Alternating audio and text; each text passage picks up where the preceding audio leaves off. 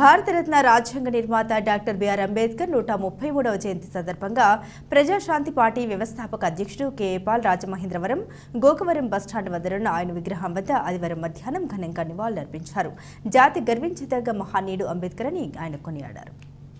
ఈ సందర్భంగా ఆయన మీడియాతో మాట్లాడుతూ సీఎం జగన్ దాడి జరిగిందో లేక జరిపించుకున్నారో ఎవరికి తెలుసునని, గతంలో కోడి కత్తి కూడా ఎన్నికల సమయంలో జరిగిందని, ఆ కేసు ఇప్పటి వరకు తేలలేదని వ్యాఖ్యానించారు. సీఎం జగన్పై జరిగిన దాడి నిజమైతే ఖండిస్తున్నామని, ఈ ఘటనపై విచారణ జరిగిన తర్వాతే మాట్లాడతానని స్పష్టం చేశారు. డాక్టర్ బిఆర్ అంబేద్కర్ బ్రతికి ఉండగా ఎంపీగా పోటీ చేస్తే కుల కుటుంబ పార్టీలు ఆయన్ని ఓడించాయని, డాక్టర్ బిఆర్ అంబేద్కర్ చనిపోయిన తర్వాత కూడా ఆయన్ను మోసం చేస్తున్నారంటూ ధ్వజమెత్తారు.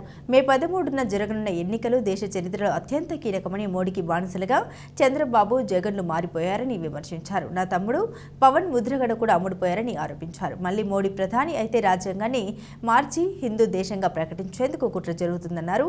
నాకు వచ్చిన కుండ గుర్తును మీరు నింపండి, మీ జీవితాన్ని సంతోషమే చేసుకోవాలని పిలుపునిచ్చారు.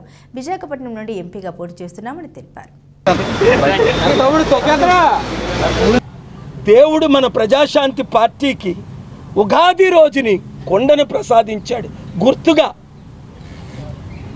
కొండ నింపండి, మీ జీవితాల్ని నింపుకోండి, మండు టెండర్లో మంచినీళ్ళు తాగండి, ప్రజలందరికీ మంచిని పంచండి. శాంతి, సమాధానం, నీతి, నిజాయితీ పంచడానికి వచ్చాను. ఈ ఎండల్లో 3 హెలికాప్టర్లో తిరిగిన నేను రోడ్ల మీద ఎందుకు తిరుగుతున్నాను? ఇంటింటికి, పల్లె పల్లెకి అర్థం చేసుకున్న ప్రతి ఒక్కరూ దయచేసి మీ ఊర్లో 10 మంది ఎమ్మెల్యే అభ్యర్థులు ఉన్నారు. అందరికీ మేము టికెట్ ఇవ్వలేము. 175 సీట్ల ఆంధ్రప్రదేశ్లో, 42 సీట్ల ఆంధ్ర తెలంగాణ ఎంపీ అభ్యర్థులుగా ఇంకా అందరినీ కలపడానికి మేము వెయిట్ చేస్తున్నాం.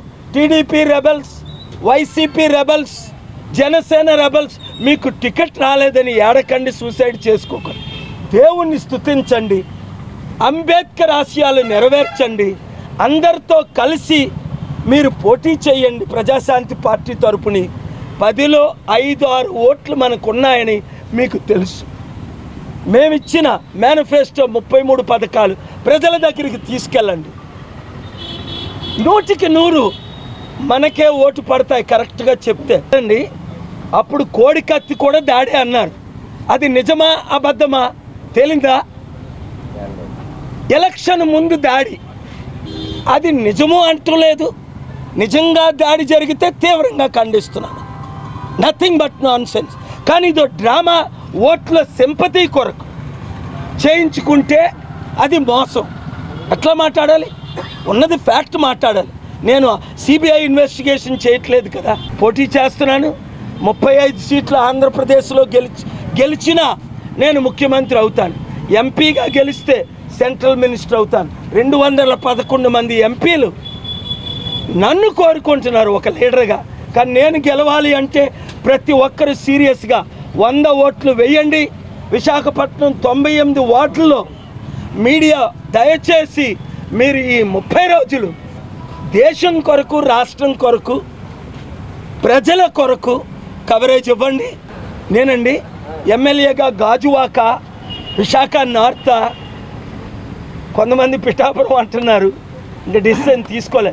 ఎమ్మెల్యేగా పోటీ చేస్తున్నాను, ఎంపీగా కూడా పోటీ చేస్తున్నాను.